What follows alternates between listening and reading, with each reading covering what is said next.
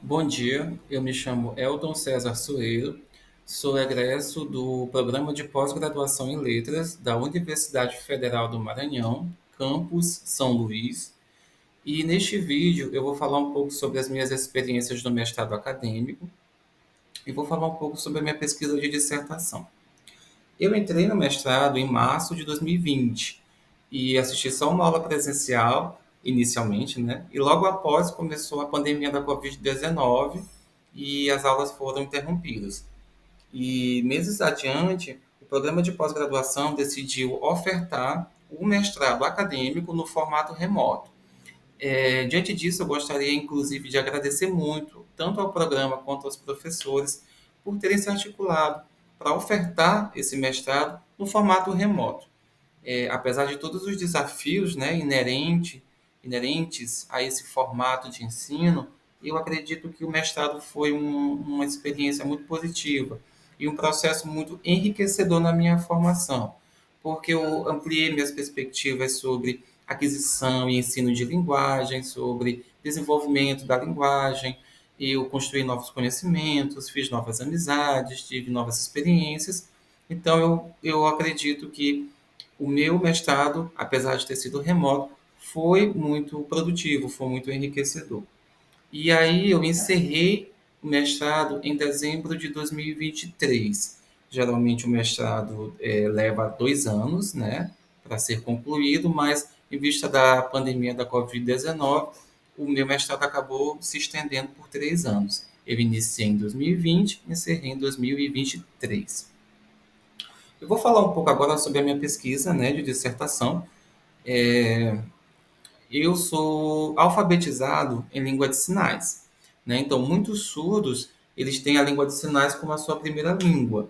E aí eu fiz muitos amigos surdos. E nós conversávamos, às vezes, por língua de sinais, e às vezes a gente trocava cartas, bilhetes, né? Mandávamos mensagens SMS. E aí, nesses momentos, eu tinha a oportunidade de ter contato com a escrita do português desses meus amigos surdos. E tinha muita coisa que eu achava interessante, por exemplo, o emprego verbal. Às vezes eles escreviam e empregavam os verbos no infinitivo. E eu achava bem interessante, ficava me perguntando por que eles faziam isso. E eu tinha a hipótese de que era porque na língua de sinais não havia flexão ou concordância verbal. Então, por isso, eles também empregavam os verbos no infinitivo quando escreviam em português. E aí, diante de todas essas confabulações, né, de todas essas hipóteses, eu decidi fazer uma pesquisa para tentar investigar melhor esse fenômeno. E eu fiz um projeto de pesquisa, né, que objetivou analisar a produção escrita do português pelos surdos com enfoque na concordância verbal. Eu desenvolvi o projeto, enviei, né, submeti ao mestrado, passei por todo o processo seletivo, fui aprovado e a pesquisa também. E aí essa pesquisa ela se situa na linha de pesquisa 1, análise e descrição do português brasileiro, né? Já que o objetivo era esse, analisar a escrita do português por um grupo social que eram os surdos.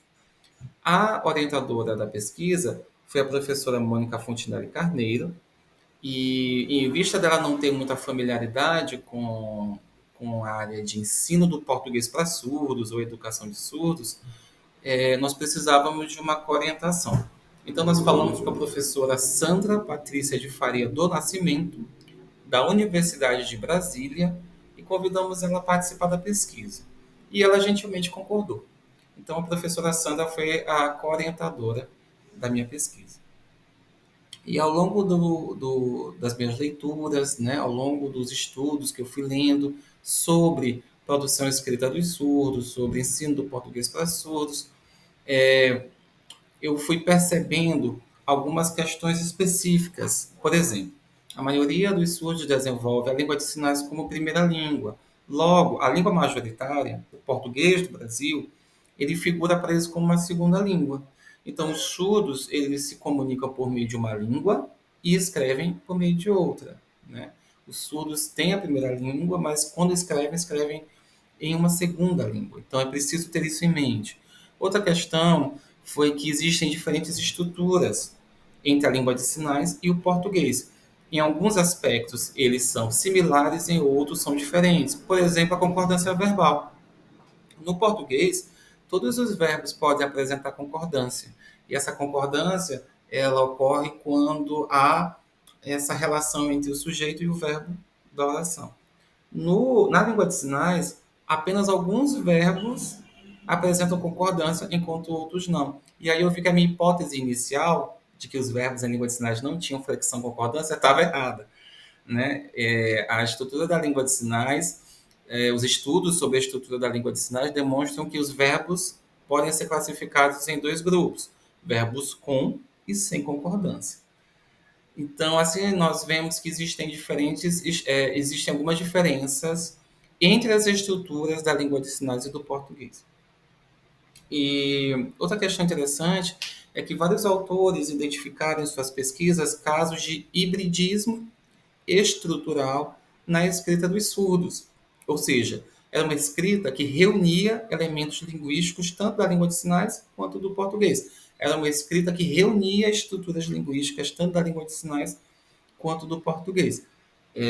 Diante disso, nós decidimos basear a nossa pesquisa na teoria da interlíngua, desenvolvida pelo teórico Larry Selinker, na qual ele defende que qualquer pessoa em processo de aprendizagem de uma segunda língua, ele transfere conhecimentos de sua língua materna para a língua que está aprendendo, né? Então, isso vai ao encontro do que os outros estudos falavam sobre a escrita dos surdos, na qual pode-se perceber estruturas sintáticas da língua de sinais na escrita do português, pelos surdos.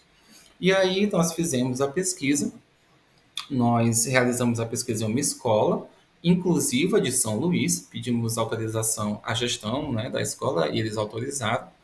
E aí conhecemos, né, na época a escola tinha 7 estudantes surdos, né, eu sinalizei um pouco com eles, me apresentei, expliquei qual era o objetivo da pesquisa, que seria analisar a escrita deles, e aí para incentivar a produção escrita deles, eu fiz uma pequena atividade na qual eu exibi um vídeo da animação Pingu, de 2 minutos e 40 segundos, e depois disso eu pedi que eles escrevessem o que tinham entendido daquilo que assistiram.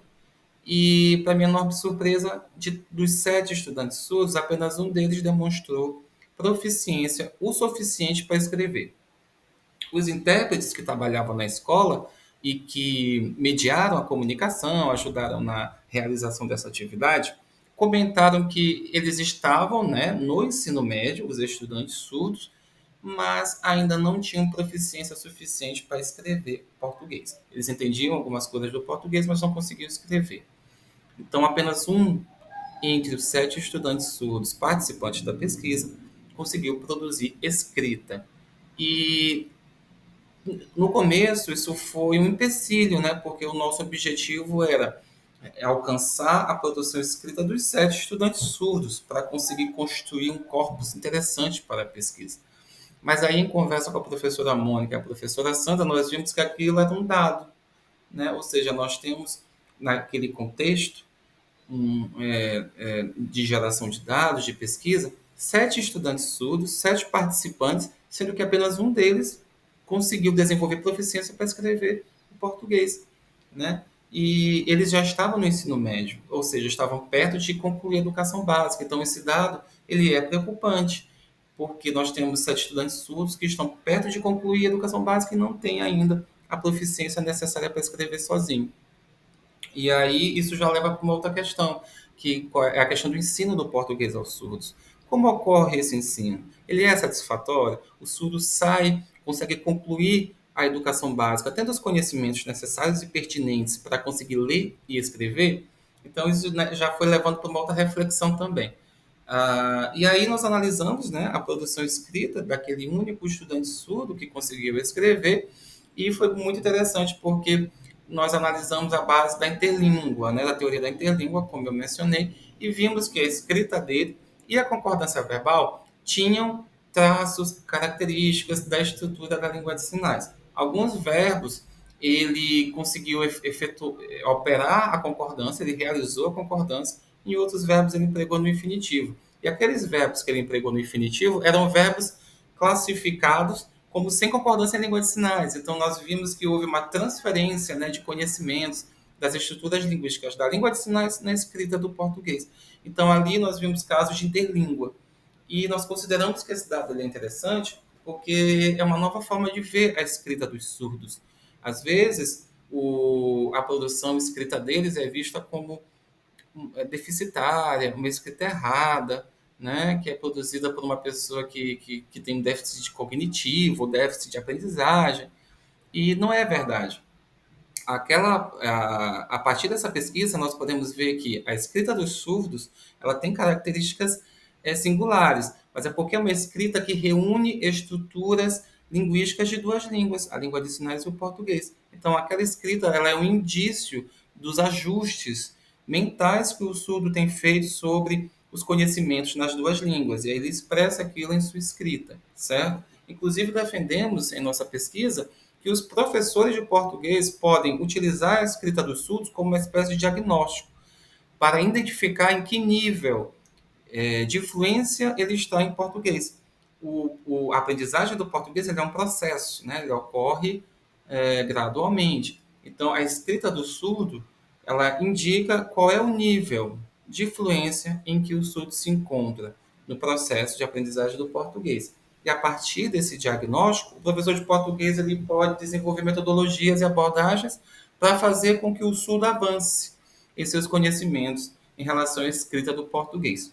Então, foi essa a nossa pesquisa de dissertação. Ela é intitulada Aspectos da aprendizagem e produção escrita do português pelos surdos, o enfoque na concordância verbal, certo? E foi uma pesquisa que eu gostei muito de fazer. Nós não tivemos os dados como queríamos, mas ainda assim conseguimos fazer análises bem interessantes e chegar a conclusões, né, e considerações bem interessantes. E aí, como eu já mencionei, eu defendi a dissertação em 15 de dezembro de 2023, né, encerrei em 2023 o mestrado, mas ainda continuo pesquisando, estudando e lendo sobre educação de surdos e sobre ensino do português para surdos. É uma área que me interessa bastante e eu acredito que devem ser feitas mais pesquisas nessa área, né, com vistas a aumentar o conhecimento científico sobre quais são os melhores caminhos para se oferecer uma oferta de educação adequada aos surdos, uma oferta de educação satisfatória que possa realmente contribuir para seu avanço linguístico, tanto em língua de sinais quanto no português. E quem sabe eu não faça, né, outra pesquisa relacionada no doutorado. Né? É algo que eu já venho planejando, estudando, ampliar, né, essa pesquisa dentro da área do ensino do português para surdos, escrita de surdos, para o doutorado. É algo que eu penso hoje em fazer. Então, essa foi a minha pesquisa de dissertação. E eu quero encerrar o vídeo agradecendo tanto ao programa, né, de pós-graduação em letras, quanto aos professores por toda a dedicação, por terem investido, né, no mestrado durante o período da pandemia. E quero agradecer especialmente a professora Mônica e Sandra, que me orientaram durante todo esse percurso, que foi tão enriquecedor. Muito obrigado a todos. Obrigado. Valeu.